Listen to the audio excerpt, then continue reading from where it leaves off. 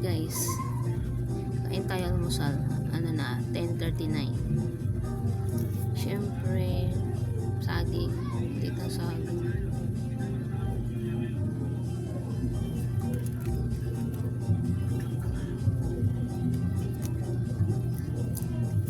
May pakita ko sa inyo. Ang cute! Ang cute lang. Bigay na, suki ko sa palengke. Kasi lagi ako nabili na kiam, fishball, sa mga frozen food nila. Ito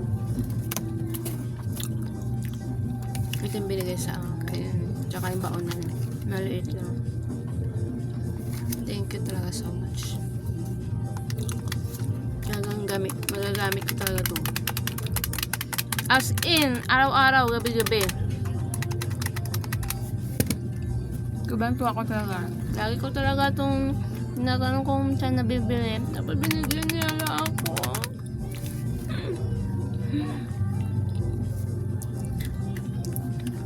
Yung hindi ka ma-stress kapag kinakalculate mo yung mga bibilin.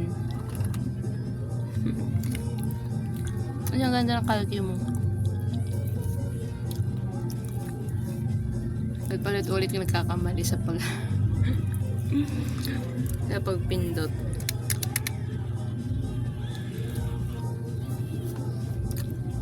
Kalimutan yung brand eh. Kung may negosyo kayo, kailangan nyo talaga to.